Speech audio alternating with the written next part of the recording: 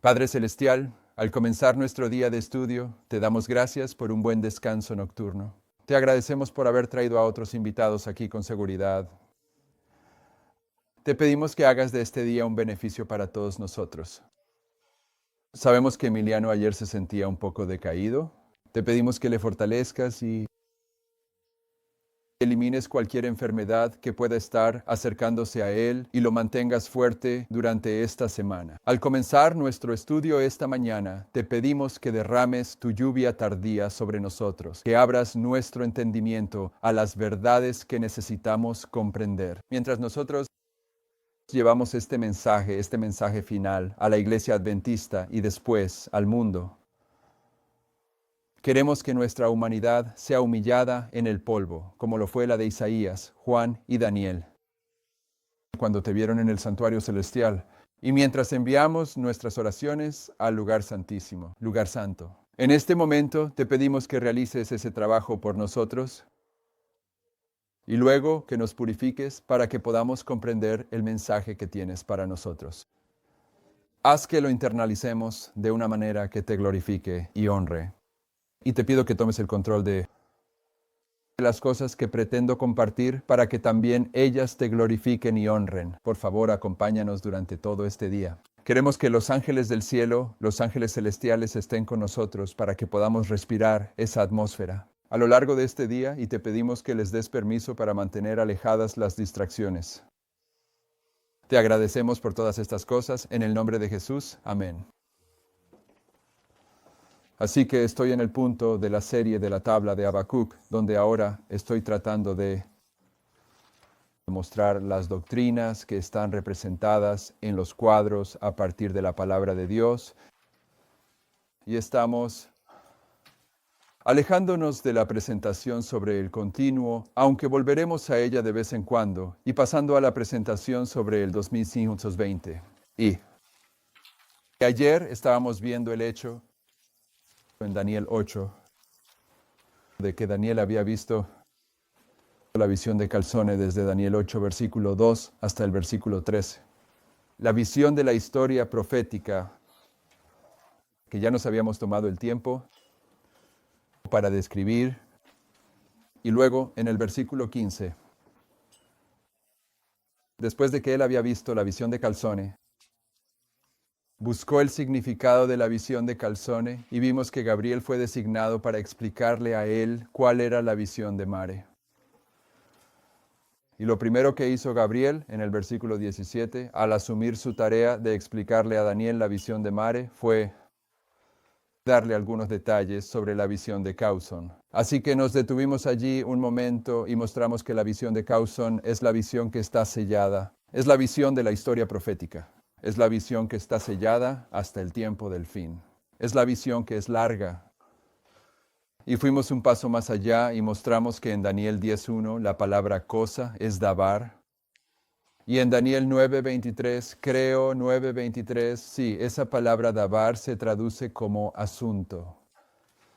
Y así lo mostramos. En Daniel 10.1 la cosa se contrasta con la visión de Mare y por lo tanto la visión de Bar y la visión Mare están en Daniel 10.1 y en Daniel 9.23. Vemos que el asunto también es el de Bar y también se contrasta con la visión Mare. Y luego, cuando observamos lo que se dice sobre el de Bar en el versículo 1 de Daniel 10, vimos eso. También era de un largo periodo de tiempo. Así que identificamos que el dabar es simplemente otra expresión que usa Daniel para la visión Calzone, que es una visión importante en términos de Daniel 10, versículo 14. Gabriel le dice a Daniel que le va a mostrar lo que le sucederá al pueblo de Daniel en los últimos días, y eso se ilustra con la visión Calzone. Y la visión Calzone es la visión, si no la entiendes, el pueblo perece. Donde no hay visión, el pueblo perece. Pero ahora estamos regresando al capítulo 8 de Daniel y estamos comenzando a tratar con la visión Mare. Así que en Daniel 8:14 mostramos ayer eso La visión de los 2300 días es en realidad, técnicamente en hebreo, la visión mare, la visión de las 2400 tardes y mañanas. Y en el versículo 26, la visión de la tarde y la mañana que fue dicha es verdadera, 2300. ¿Por qué estoy diciendo 2400? Yo tampoco lo sé. Bien, gracias. ¿Cómo es que él fue el único que se dio cuenta de eso? Probablemente tú también te diste cuenta, solo que no tuviste el valor de decir nada. Quiero que sepan que he estado escuchando a Emiliano y he sido bendecido y no he tenido nada que criticar, pero no creo, no es que no crea, es que no entiendo todo lo que él dijo, de la misma manera que él lo entiende. A ustedes. Espero que ustedes no entiendan todo de la misma manera que yo. Espero que seamos lo suficientemente críticos en nuestra experiencia como para ir y poner a prueba todo lo que cualquiera diga desde el púlpito. Y que no adoptemos la mentalidad de que solo porque lo dice alguien que creemos especial por alguna razón, eso lo hace cierto. No cambiemos los 2300 por los 2400. Así que está bien escuchar lo que digo. Entonces, estamos viendo los 2300 días y que es la visión de las tardes y las mañanas y es la visión mare. Y a Gabriel se le ordenó hacer que Daniel entendiera la visión mare. Y solo para ponerlo en contexto, si vas al último versículo de Daniel 8, versículo 27, dice, y yo, Daniel, desfallecí y estuve enfermo algunos días. Después me levanté e hice los negocios del rey y estaba asombrado por la visión mare. La visión de los 2300 días, pero nadie la entendía. Así que, aunque a Gabriel se le había ordenado en el capítulo 8 hacer que Daniel entendiera la visión mare, Gabriel no había terminado su tarea para cuando concluye Daniel 8. Pero en el versículo 17, cuando Gabriel retoma su trabajo de explicar la visión mare a Daniel, y recuerda, Daniel no estaba preocupado por la visión mare, él quería entender la visión calzone. Pero Gabriel tiene una tarea diferente. Así que en el versículo 17 dice, entonces él vino cerca de donde yo estaba, y cuando vino tuve miedo, y caí sobre mi rostro. Pero él me dijo, entiende, oh hijo de hombre, porque para el tiempo del fin será la visión calzone. Ahora, mientras él hablaba conmigo, yo estaba en un sueño profundo, con mi rostro hacia el suelo, pero él me tocó y me puso de pie. Y él dijo, he aquí, te haré saber lo que sucederá al final de la indignación, porque en el tiempo señalado, el fin será. Bien, versículo 19. Es la primera información que Gabriel va a darle a Daniel para que pueda entender la visión mare. ¿Y cuál es la visión mare? Es la visión de los 2300 días que Gabriel se supone debe hacerle entender a Daniel. Y lo que estoy diciendo es que este es el primer lugar donde Gabriel comienza a hacer que Daniel entienda. 1844, los 2300 días, la visión mare. ¿Por qué es esto importante? Probablemente hay tantas razones por las que esto es importante que no hay forma de que los seres humanos puedan explicarlo. Pero una sencilla es que la hermana White dice que la visión mare es el fundamento del adventismo. Ella no lo dice de esa manera. Ella dice que los 300 días de Daniel 8:14 es el pilar fundamental del adventismo. Así que la visión mare es el fundamento del adventismo. Por lo tanto, es importante, uno pensaría, si somos adventistas, entender esto. Así que la primera pieza del rompecabezas que Gabriel le da a Daniel es el versículo 19. Y le habla sobre el final de la indignación y le dice que es en un tiempo señalado. Y pasé por alto algunas notas, así que las dejaré pasar. Estoy a la mitad de la primera página. Esta palabra que se traduce como tiempo señalado significa tiempo designado. Es simple y directo. Bien, pero lo que quiero que vean, aunque no entiendan nada sobre la última indignación, o si alguien no entendiera nada sobre ese versículo, si toman la definición de un tiempo señalado, tal como se presenta, les dirá algo para empezar. ¿Qué te dirá eso? Que sea lo que sea la última indignación, tiene que ser una profecía de tiempo. Porque tiene un tiempo señalado para terminar. Bien, eso lo sabes de inmediato. Sea lo que sea, tiene un tiempo señalado en el que va a terminar, ¿verdad? Así que puedes ver eso de inmediato con la palabra moed, que significa una cita o un tiempo o estación fijados o una festividad. Así que necesitamos entender cuál es la indignación de Dios. Y hay dos tipos de indignación justa que Dios identifica en su palabra. Verás, al final de la primera página está su indignación contra los impíos. Ahí tengo algunas referencias para ti. Nunca tuve la intención de leer esas referencias porque creo que esto lo entendemos bastante bien. Donde dice su indignación contra los impíos, esa es su indignación contra los impíos en las 7 últimas plagas. Ahí es donde Él está castigando a la humanidad por rechazar el Evangelio de la salvación. Pero también hay una indignación en la palabra de Dios que es contra su pueblo. Por haber roto el pacto que Él hizo con ellos, que ellos hicieron con Él. Así que hay dos indignaciones en la palabra de Dios. Para empezar, una contra los impíos al cierre del tiempo de gracia. Y si no estás familiarizado con esto, puedes leer Isaías 26, 20 y 21, 30, 27 al 33, Sofonías 3, 8 y por supuesto Apocalipsis 14, 9 al 11. Debemos entender el mensaje del tercer ángel. ¿Qué va a hacer con aquellas personas que tienen la marca de la bestia? Él va a derramar el vino de la ira, de su indignación. El castigo de los impíos es un tema de profecía, pero queremos mirar el castigo del pueblo de Dios. Y vamos al libro de Lamentaciones. Y Lamentaciones fue escrito por Jeremías, así que si no sabes dónde está, es el libro que está justo después de Jeremías. En el capítulo 2, versículo 1 dice lo siguiente. ¿Cómo ha sucedido esto? El Señor cubrió a la hija de Sión con una nube de su ira y arrojó desde el cielo hasta la tierra la hermosura de Israel, y no se acordó de su estrado en el día de su enojo. Ahí está la ira de Dios. El Señor ha destruido todas las moradas de Jacob y no ha tenido piedad. En su furor ha derribado las fortalezas de la hija de Judá, las ha echado por tierra. Ha profanado los reinos y a sus príncipes. Ha cortado en el furor de su ira todo el poder de Israel. Ha retirado su diestra delante del enemigo y ha encendido en Jacob un fuego ardiente que lo devora por todos lados. Ha tensado su arco como un enemigo, se ha puesto de pie con su mano derecha como adversario, y mató todo lo que era agradable a la vista en el tabernáculo de la hija de Sión. Ha derramado su furia como fuego.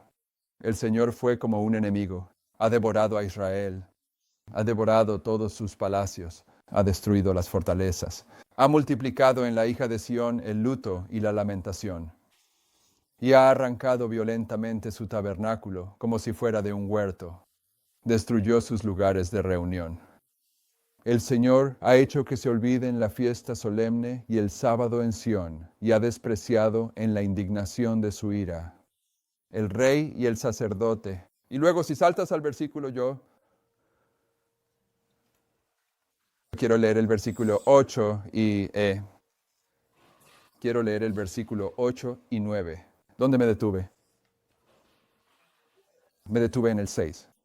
Quiero leer hasta el versículo 9. El Señor ha desechado su altar, ha aborrecido su santuario, ha entregado en manos del enemigo. Los muros de sus palacios han hecho estruendo en la casa del Señor, como en el día de una fiesta solemne. El Señor ha decidido destruir el muro de la hija de Sión.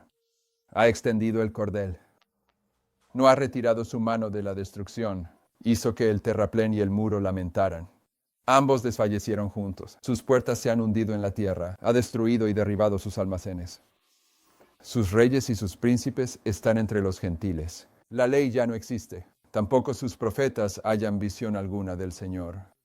Y en el versículo 17 dice, el Señor ha hecho lo que había determinado. Ha cumplido su palabra, la que mandó desde los días antiguos. Así que ha derribado y no ha tenido compasión, y ha hecho que tu enemigo se regocije sobre ti.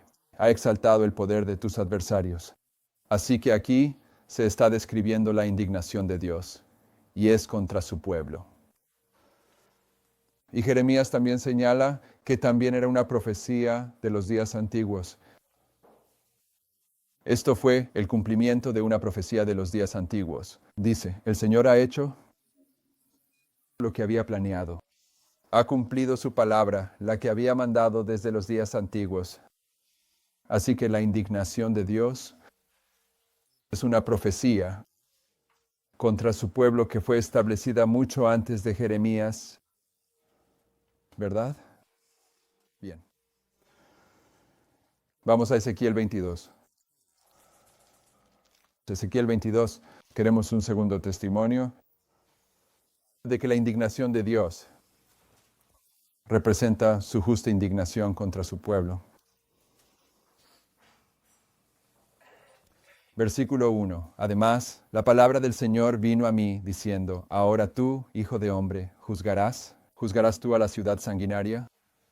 Sí, le mostrarás todas sus abominaciones. Entonces dirás, así dice el Señor Dios, la ciudad derrama sangre en medio de ella para que llegue su tiempo, y se hace ídolos contra sí misma para contaminarse.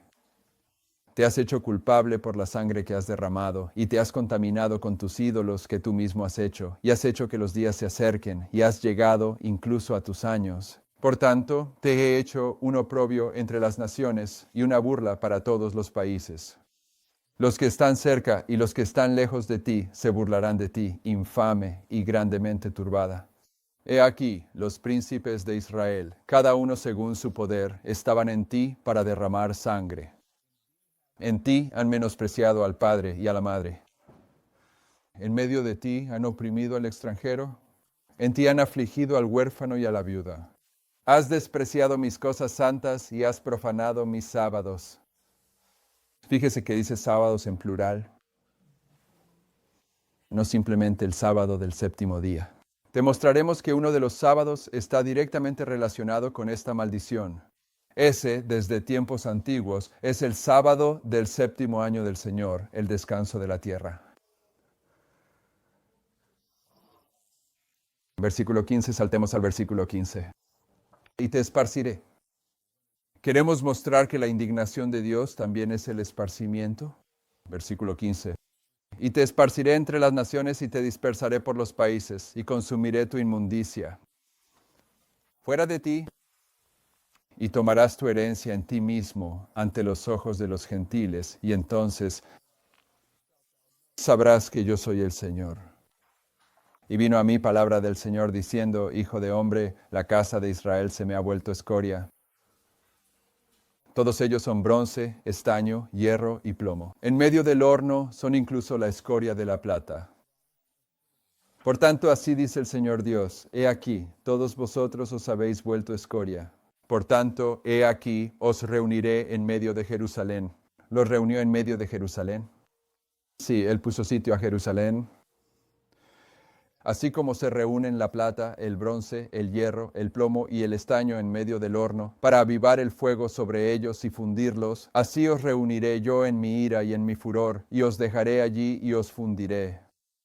Sí, os reuniré y soplaré sobre vosotros, en el fuego de mi ira, y seréis fundidos en medio de él. Así como la plata se funde en medio del horno, así seréis fundidos en medio de él, y sabréis que yo soy el Señor, que yo, el Señor, he derramado mi furor sobre vosotros. Y vino a mí la palabra del Señor diciendo, Hijo de hombre, di a ella, tú eres la tierra que no ha sido limpiada, ni ha recibido lluvia en el día de su indignación.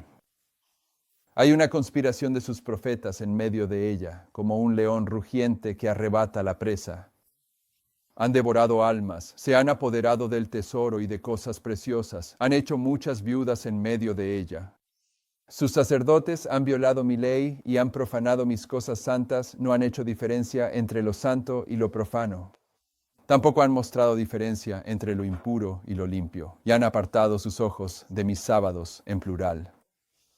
Y yo soy profanado entre ellos. Sus príncipes en medio de ellas son como lobos que arrebatan la presa, para derramar sangre y destruir almas, para obtener ganancias deshonestas. Y sus profetas han recubierto con cal no templada. viendo vanidad y adivinando mentiras para ellos, diciendo, así ha dicho el Señor Dios, cuando el Señor no ha hablado. El pueblo de la tierra ha usado la opresión y ha practicado el robo y ha afligido al pobre y al necesitado. Sí, han oprimido injustamente al extranjero. Y busqué entre ellos un hombre que reparara el muro y se pusiera en la brecha delante de mí por la tierra para que yo no la destruyera. Pero no hallé a ninguno. ¿A qué se refiere ahí? ¿Qué hizo él? ¿Qué está diciendo que hizo? Juicio. Eso es juicio. ¿A quién se refiere? ¿De dónde viene esta ilustración? ¿Perdón? Se está refiriendo a los judíos, pero ¿de dónde saca esta ilustración bíblica? Conocemos otro lugar que fue destruido y hubo un hombre que trató de interceder diciendo, si hay 50 justos ahí, ¿no la destruirás? Bien, ese es Abraham. Él buscó a alguien como Abraham. No había nadie ahí. Versículo 31. Por tanto, he derramado mi indignación sobre ellos. Los he consumido con el fuego de mi ira, su propio camino. He recompensado sobre sus cabezas, dice el Señor. Entonces, lo que estoy diciendo es, no estamos tratando, Daniel en el versículo 19, no está tratando con la indignación de Dios contra los impíos. Cuando Miguel se levante y se cierre el tiempo de gracia, él está tratando con la indignación contra el pueblo de Dios porque rompieron el pacto. Y la indignación que él les entrega es la dispersión y está basada en una profecía antigua. Pero en el versículo 19, Gabriel le dice a Daniel que es el último fin de la indignación. ¿Qué significa eso? Aunque no sepas cuáles son las indignaciones, ¿qué significa? Como mínimo puedes argumentar más, pero estarías equivocado. Como mínimo significa que hay al menos 2 indignaciones contra el pueblo de Dios. Si hay una última indignación, al menos tiene que haber una primera. Puedes argumentar que hay 10 y que la última es la 10ª, pero estarías equivocado. Hay 2 indignaciones, una contra el reino del norte y otra contra el reino del sur. Y en el versículo 19, Gabriel está diciendo a Daniel, he venido para hacerte entender lo que sucederá al final de la indignación, porque será en el tiempo señalado. Lo que significa que esta indignación es un periodo de tiempo, pero significa que es un periodo de tiempo. Eso se basa en una profecía antigua que describe la dispersión del pueblo de Dios. ¿Me sigues hasta aquí? Ya hemos cubierto esos argumentos. El norte y el sur. Este es tu subtítulo. Vaya a Daniel 11. 36, uno de los, quizás el más versículo controvertido del libro de Daniel en la historia del adventismo. La gente todavía tropieza allí hoy en día. El versículo 36 está hablando del poder papal. Todos, incluido Uriah Smith, están de acuerdo en que el poder papal es colocado sobre el trono de la tierra. Al final del versículo 31, donde dice, los brazos van a colocar la abominación desoladora. Todos están de acuerdo en que esa abominación desoladora fue colocada en ese versículo sobre el trono de la tierra en el año 538. Y luego, en los versículos 32, 33, 34, se describe la persecución de la Edad Media en el 35. Nota, comencemos en el versículo 35. Dice, y algunos de los entendidos caerán para ser probados y limpiados y emblanquecidos hasta el tiempo del fin. Ya hemos tratado esto. Porque es aún para un tiempo señalado. El tiempo del fin aquí se refiere al final del periodo de persecución del papado. Eso es 1798. Es un tiempo señalado. Los versículos anteriores están hablando de la persecución durante la Edad Media. Y luego el versículo 36 dice, y el rey, y aquí es donde Uriah Smith se desvió. Ya hemos mencionado esto antes, Uriah Smith aquí, solo cambia una palabra, dice él. Si pudiéramos decir un rey en vez de el rey, veríamos que se introduce un nuevo poder en el versículo. Pero no podemos decir un rey porque el versículo no dice un rey. El versículo dice el rey, lo que significa que es el rey del versículo anterior. Es el papado. Dice, y el rey el papado hará conforme a su voluntad. y se exaltará a sí mismo y se engrandecerá sobre todo Dios, y hablará cosas maravillosas contra el Dios de los dioses, y prosperará, hasta que se haya cumplido la indignación. Porque lo que está determinado, sin duda se hará, el papado va a prosperar hasta que se haya cumplido la indignación. Y sabemos, sin ponernos demasiado técnicos, que esta es bastante fácil para nosotros, ya la hemos tratado. ¿Cuándo deja de prosperar el papado? Pero notaste que hay algo determinado para el papado, y eso se va a cumplir. Y se va a cumplir en 1798. Pero él va a prosperar hasta que se haya cumplido la indignación. ¿Qué significa cumplido en este contexto? Terminado. Así que en 1798 hay una indignación que termina, y esta es la indignación contra el pueblo de Dios, una de ellas. Pero vea Mateo 24:15. Ya hemos tratado esto antes en esta serie. Y este evangelio del reino será predicado en todo el mundo para testimonio a todas las naciones, y entonces vendrá el fin. Por tanto, cuando veáis la abominación desoladora de que habló el profeta Daniel, situada en el lugar santo, el que lee, entienda. ¿Quién dijo eso? Jesús. Entonces, ¿qué te acaba de decir Jesús? No vamos a tratar esto ahora, pero no queremos dejarlo pasar por alto. ¿Qué te acaba de decir Jesús? Porque es algo que hoy en día no te dicen en el adventismo. Es algo sobre lo que discuten en el adventismo hoy en día. ¿Qué te acaba de decir Jesús en el versículo 14? Él dice, este es el evangelio.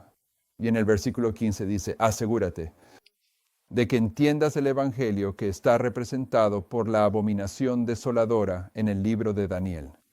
Supongo que las profecías de Daniel son el evangelio.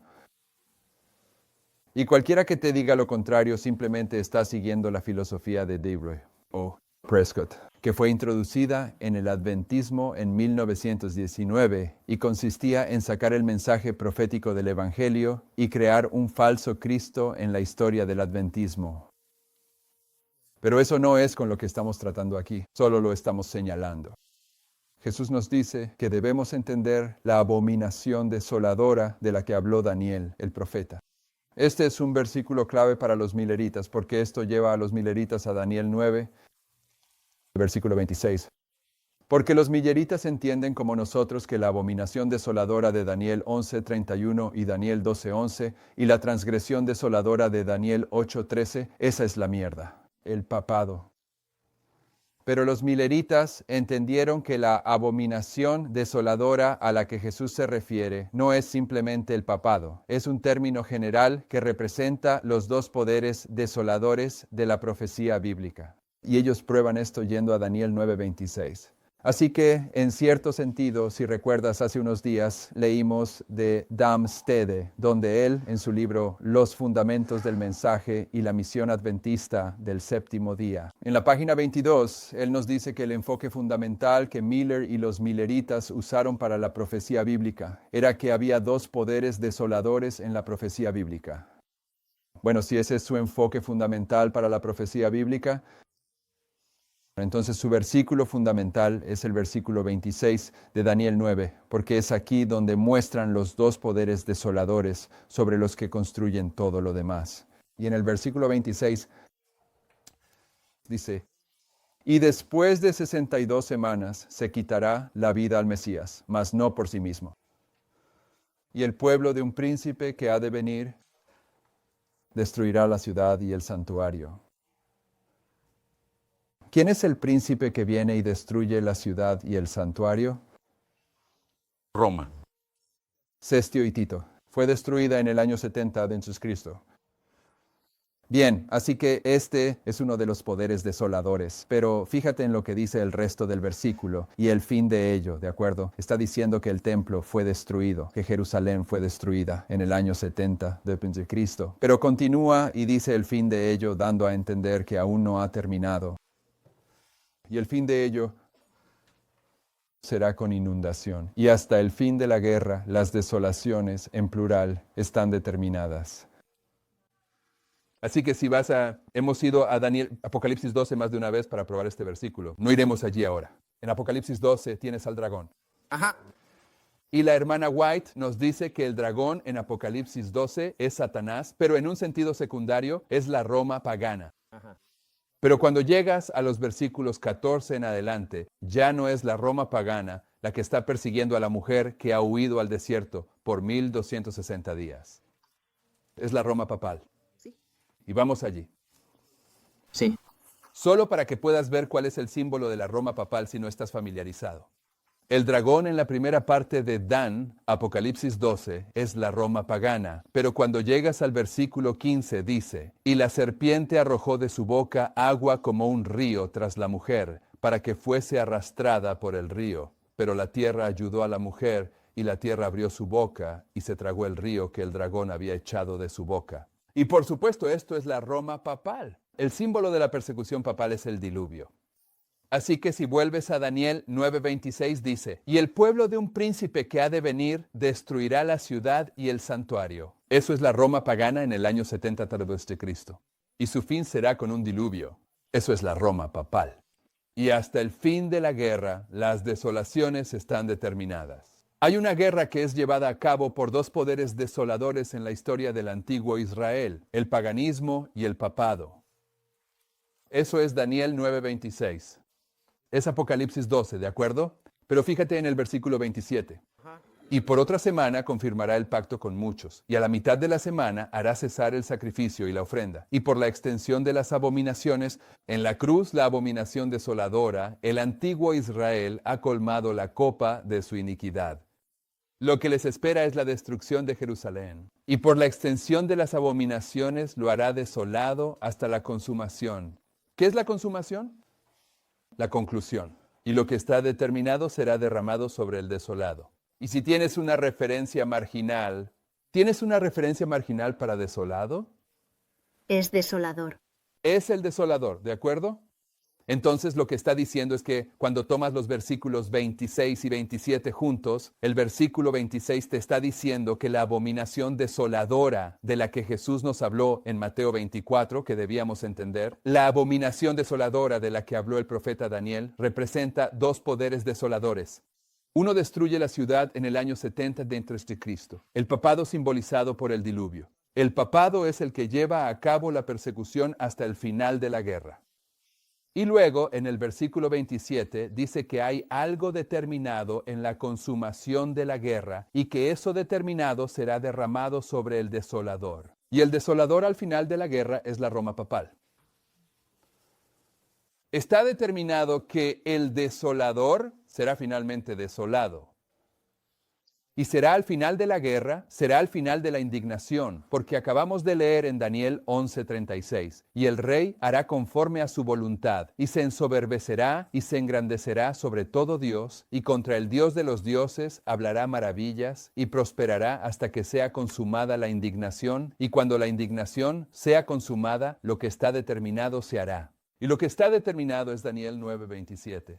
Lo que está determinado es que la desolación será derramada sobre el desolador en 1798. Entonces, ¿qué estoy diciendo? Estoy diciendo que cuando a Daniel o cuando a Gabriel se le ordena hacer entender a Daniel la visión de Mare, cuando a Gabriel se le ordena hacerle entender a Daniel el año 1844, en el versículo 19, le muestra a Daniel otra profecía de tiempo. El final de la indignación será en un tiempo previamente señalado, es decir, en un momento específico y determinado que ha sido previamente establecido. Es un tiempo señalado, significa que tiene un punto marcado en el que va a llegar, por lo tanto es una profecía de tiempo.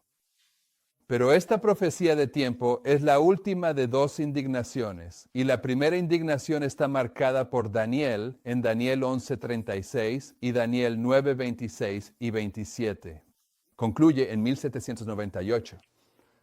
Pero la otra indignación que termina, es decir, la última indignación de la que estamos hablando, resulta que llega a su fin en el año 1844. ¿Y qué significa eso para nosotros? ¿Qué te muestra ese hecho tan importante? Nos indica que en ese año específico, 1844, ocurre algo. Bueno, una de las cosas que te muestra, si quieres verlo, es que Gabriel instruyó de manera clara a cada profeta que está registrado cuidadosamente en la Biblia. Así que Gabriel conoce las reglas que están en la Biblia. Y hay una regla en la Biblia que está ahí, dependiendo de cómo la abordes. Probablemente aparece 20 o 30 veces. Por lo menos aparece 20 veces. Y la regla es que por el testimonio de dos cosas se establecerá. Así que cuando a Gabriel se le ordena hacer que Daniel entienda la visión Mare de 1844, lo primero que hace es darle un segundo testigo. Él dice, aquí hay otra profecía de tiempo que también termina en 1844, porque si vas a establecer 1844, necesitas tener dos testigos para 1844. Y el fin de la última indignación es el segundo testigo para 1844. Y por supuesto, los hombres que están luchando contra este mensaje desestiman esta verdad. Y tal vez sea así, tal vez con razón, porque piensan que de eso se trata todo y en realidad no se trata de eso. Eso es solo una parte secundaria de todo esto. ¿Recuerdas Daniel 8:13? Eso es con lo que estamos tratando, que el continuo y la transgresión asoladora van a hacer ¿qué? Pisar el santuario y al pueblo. Así que en Daniel 8:14 el santuario va a ser purificado. ¿Y qué significa la palabra purificado? Ser hecho justo. Ser hecho justo. Y si miras en el centro de tus apuntes, bajo Éxodo 25:8, justo en el centro de la primera página, tienes Éxodo 25:8 y dice, y harán un santuario para mí, y habitaré en medio de ellos. El propósito del santuario es que Dios habite en medio de su pueblo. Pero en Daniel 8:13 no solo el santuario es pisoteado, sino que también el ejército, el pueblo, es pisoteado. Por lo tanto, para que el santuario sea restaurado en 1844, el santuario debe ser restaurado, pero también debe restablecerse un pueblo. Así que esta última indignación no se trata de hacer, o sí, pero no del todo. No está enfatizando tanto la purificación del santuario. No lo estoy expresando bien. No está enfatizando la restauración del santuario. Está identificando la restauración del pueblo, porque esta indignación es contra el pueblo de Dios. Es contra el pueblo. Aquí es donde, en esta historia, el pueblo de Dios está esparcido. Aquí es donde son reunidos. Él tiene que reunir al pueblo en 1844, cuando está restableciendo el santuario para poner fin al pisoteo de ambas entidades. Si descartas el 25-20, esta última indignación, entonces tienes un santuario en 1844 sin pueblo. Amén. Es un santuario sin propósito, porque el propósito del santuario es que Dios pueda habitar entre su pueblo. Vayan a la página 2. Las Escrituras nos dicen que en relación con esta indignación, el Señor utiliza poderes paganos o poderes ajenos al pueblo de Dios para cumplir su indignación. Vayan a Isaías 10, 5 y 6.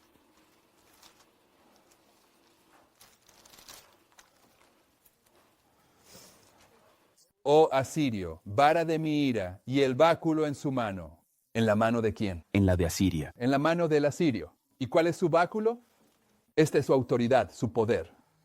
Isaías 10:5, oh Asirio, vara de mi ira y el báculo en su mano es mi indignación. Yo lo enviaré al asirio contra una nación hipócrita y contra el pueblo de mi furor le daré encargo. Ahora deben entender que el asirio es el símbolo del rey del norte. Él es el símbolo de aquellos que van a recibir la ira de Dios en las 7 últimas plagas. Así que esta ira aquí no son las 7 últimas plagas. Esta es la ira contra el pueblo de Dios y el Señor va a usar al asirio como instrumento en las manos del Señor para cumplir esa indignación. Versículo 6. Yo lo enviaré contra una nación hipócrita. ¿Quién es la nación hipócrita? Israel. Israel, el pueblo de Dios. Y contra el pueblo de mi ira le daré encargo para que quite despojos y tome presa y los pisotee como el lodo de las calles. Así que Cuando se trata de la indignación de Dios, Él utiliza un poder externo para cumplir esa indignación. Vayan a Jeremías 50, versículos 1 al 18, tal vez.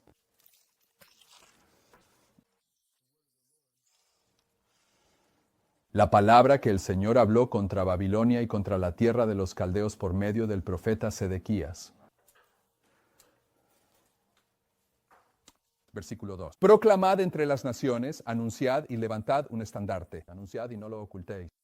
Decid, Babilonia ha caído, Bel está confundido, Merodac está hecho pedazos, sus ídolos están confundidos, sus imágenes están hechas pedazos, porque del norte sube una nación contra ella, la cual dejará su tierra desolada y nadie habitará en ella. Serán removidos, se marcharán, tanto hombre como bestia. ¿Quién va a derribar a Babilonia? Una nación del norte. ¿Quién es la nación del norte? ¿Quién derribó a Babilonia? Babilonia era el rey del norte. ¿Quién derribó a Babilonia? Esto es un pronunciamiento contra los medos y los persas. ¿Y qué representan los medos y los persas? Una confederación. ¿Quién derriba a la Babilonia moderna? Una confederación de 10 reyes la quemará con fuego y devorará su carne. En cualquier caso, Babilonia también es castigada. Versículo 3. Porque del norte sube una nación contra ella, la cual dejará su tierra desolada y nadie habitará en ella.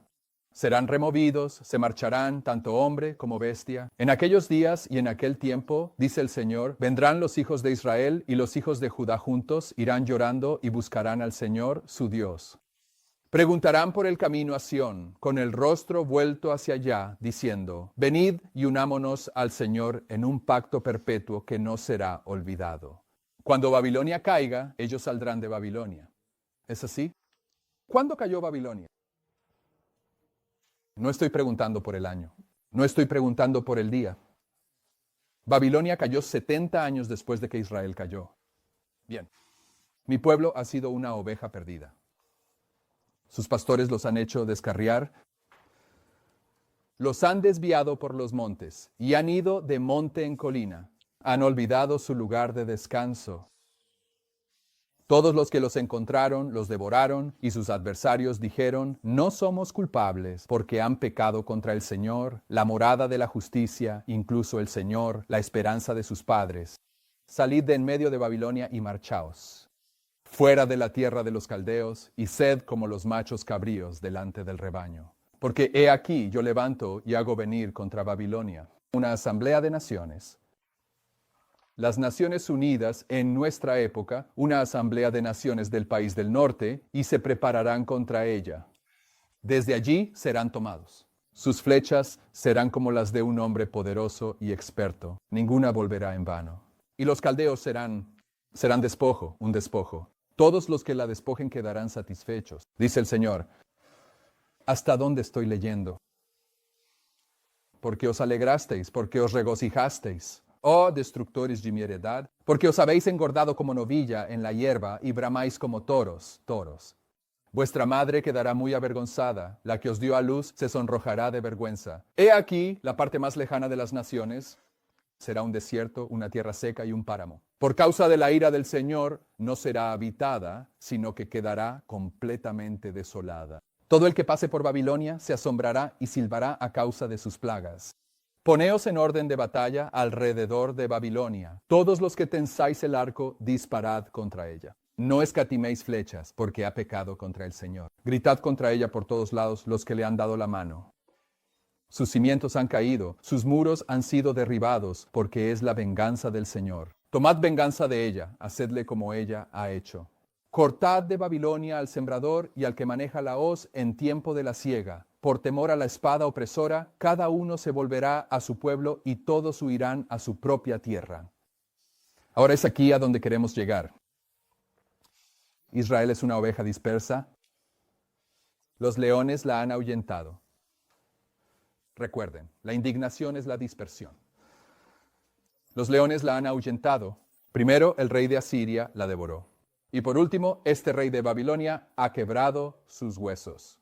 Por tanto, así dice el Señor de los ejércitos, el Dios de Israel: He aquí, yo castigaré al rey de Babilonia y a su tierra, como castigué al rey de Asiria. ¿Y quién es el rey de Asiria? El rey de Asiria es la vara de la indignación que el Señor utiliza. Pero cuando termine de usarlos, los castigará. Pero, ¿cuántas indignaciones hay? ¿Cuántas varas hay aquí? Hay dos. Israel es una oveja dispersa. Primero vino el rey de Asiria. Y estamos diciendo que esto fue en el 723, cuando el reino del norte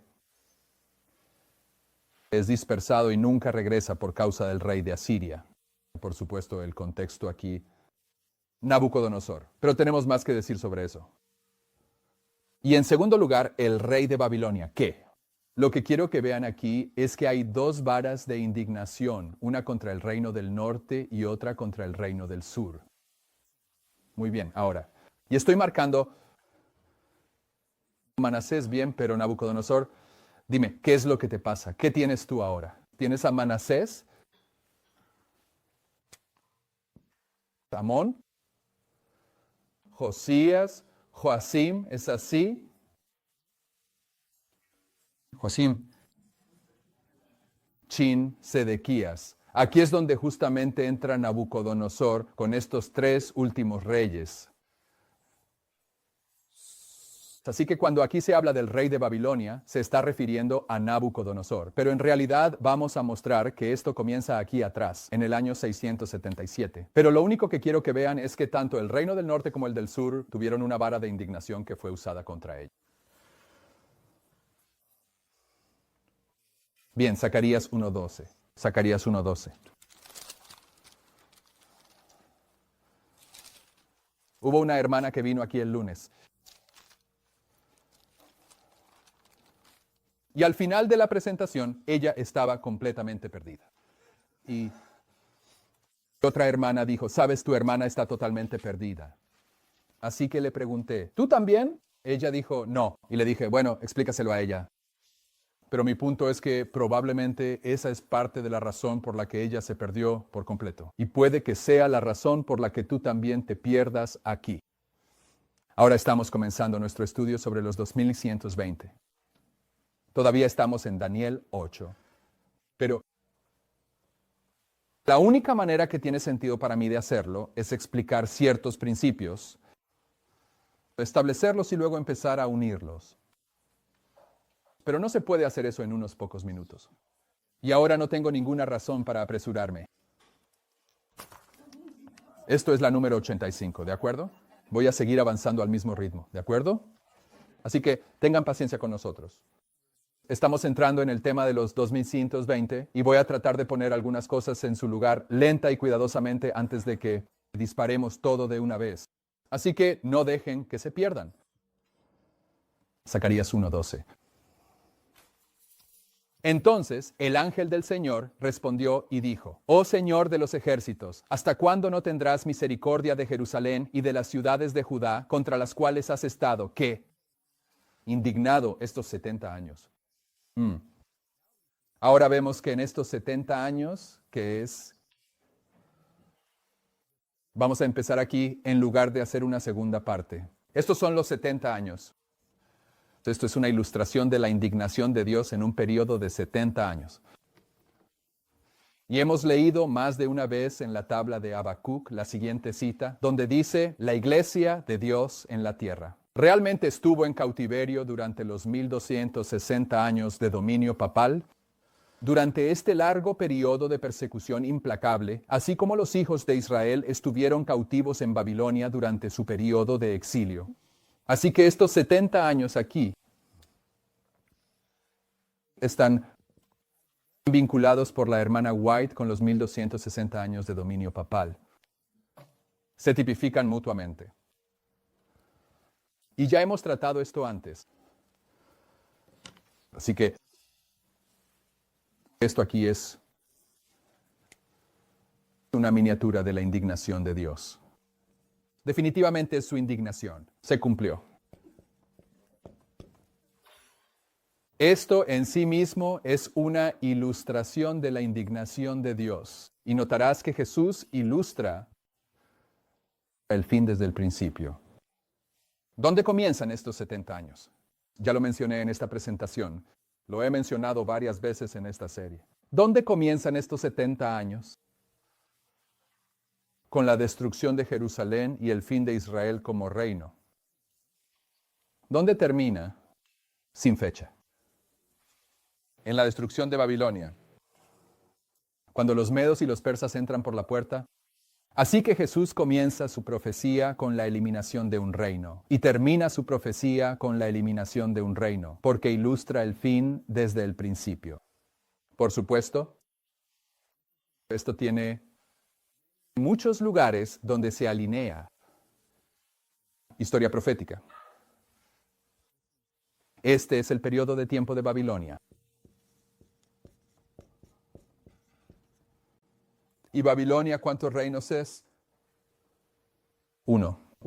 Oh, es un reino. Un reino. Muy bien. Así que cuando llegues a Isaías 23, vas a ver que estos 70 años se usan como un símbolo de un solo reino en Isaías 23. No es el reino de Babilonia, es el reino de los Estados Unidos. Así que todo lo que quiero decirte en este punto es que estos 70 años son un símbolo profético que produce mucha luz desde muchas direcciones diferentes. Y lo que estoy diciendo aquí es que, según Zacarías 1:12, estos 70 años son una ilustración de la indignación de Dios. Y estamos tratando con la indignación de Dios contra su pueblo. Así que queremos dejar esto registrado porque hay luz en la historia de los 70 años que va a contribuir a la comprensión de que los 2520 son la indignación de Dios y ahora ya está registrado. ¿De acuerdo? Vayan a 2 Crónicas 36:21.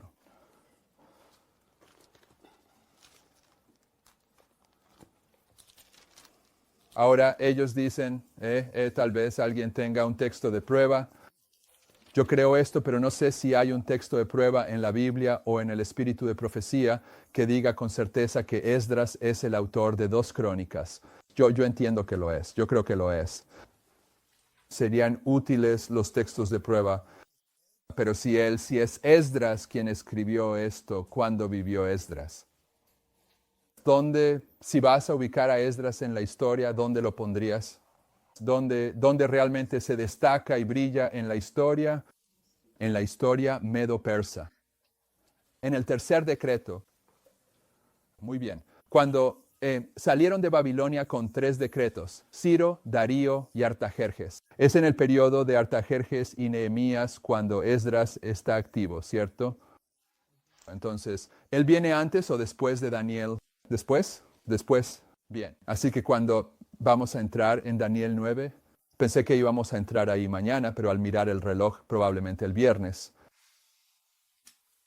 Pero vamos a descubrir que Daniel entendió sobre estos 70 años a partir de los libros de Jeremías. Pero Esdras escribe sobre estos 70 años, que es esta ilustración de la indignación de Dios. ¿De acuerdo? Él también escribe sobre esto y queremos dejarlo en el registro. Está en 2 Crónicas 36. Y la razón por la que puedo recitar estos reyes es porque cuando estaba repasando esto esta mañana, si retrocedes en 2 Crónicas y comienzas en el capítulo 34 y lees hacia abajo en 2 Crónicas, te dará la historia de estos reyes, ¿de acuerdo? Manasés, Amón, Josías, Joacim, Joacín, Joaquín y Sedequías. Así que desde Manasés hasta el cautiverio tienes 7 reyes. ¿De acuerdo? Y en 2 Crónicas 36:21, Sedequías, el último de esos reyes, se acabó todo. Se los llevan a Babilonia. Jerusalén es destruida. Eso es justo aquí, al comienzo de los 70 años en este periodo de tiempo. ¿De acuerdo? ¿Y qué dice en 2 Crónicas 36:21? Vamos a leer el versículo 20. Ya dimos el contexto, pero eso nos ayudará a enlazar con el versículo 21. Y a los que escaparon de la espada los llevó cautivos a Babilonia, donde fueron siervos de él y de sus hijos hasta el reinado del reino de Persia, para cumplir la palabra del Señor por boca de Jeremías, hasta que la tierra hubiera descansado y disfrutado de sus sábados. Todo el tiempo que estuvo desolada, guardó sábado para cumplir 70 años. ¿De acuerdo? Van a estar en Babilonia durante 70 años. ¿Hasta cuándo? Babilonia es destruida. ¿Por quién? Reino de los persas. Por el reino de los medos y los persas. Eso es, estos 70 años, este es el reino de Babilonia y son destruidos por los medos y los persas. Pero mientras están allí, estos 70 años se basan en su profanación del descanso sabático de la tierra. ¿De acuerdo? Así lo dice.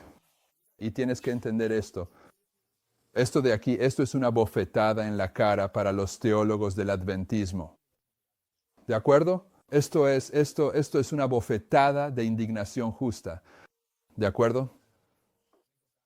Ellos vuelven y dicen que no hay justificación en el hebreo para que William Miller asigne un valor numérico a Levítico 26.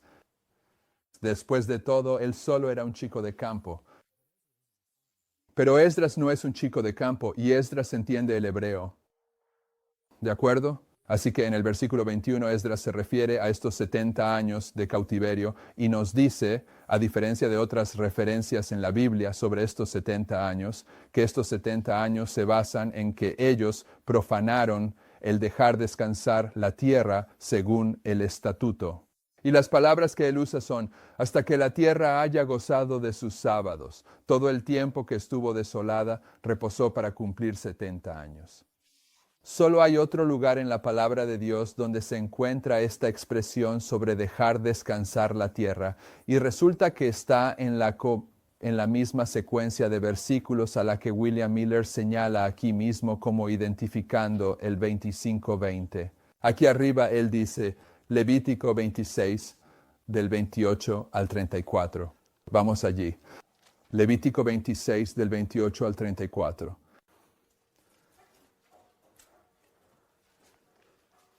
Versículo 27, solo para ponerlo en contexto. Y si aún con todo esto no me escucháis, sino que andáis en contra mía, si quebrantáis los estatutos y el pacto que os he dado, entonces yo también caminaré en contra vuestra con furor, y yo mismo os castigaré 7 veces por vuestros pecados.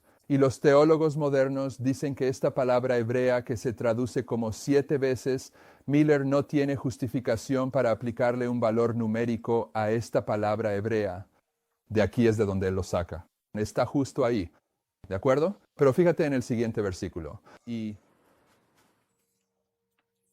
comeréis la carne de vuestros hijos y comeréis la carne de vuestras hijas, y destruiré vuestros lugares altos, y derribaré vuestras imágenes, y arrojaré vuestros cadáveres sobre los cadáveres de vuestros ídolos. Y mi alma os abominará, y haré desiertas vuestras ciudades, y traeré vuestros santuarios a la desolación, y no oleré el aroma de vuestros suaves perfumes. Y convertiré la tierra en desolación, y vuestros enemigos que habiten en ella se asombrarán de ello. Y os esparciré entre las naciones, y desenvainaré espada en pos de vosotros, y vuestra tierra será desolada, y vuestras ciudades quedarán en ruinas. Entonces la tierra gozará de sus sábados, mientras permanezca desolada, y vosotros estéis en la tierra de vuestros enemigos, aun entonces descansará la tierra y disfrutará de sus sábados. Regresa a 2 Crónicas 36:21. Para que se cumpliese la palabra del Señor por boca de Jeremías, hasta que la tierra hubiera gozado de sus sábados. Todo el tiempo que estuvo desolada reposó para cumplir 70 años.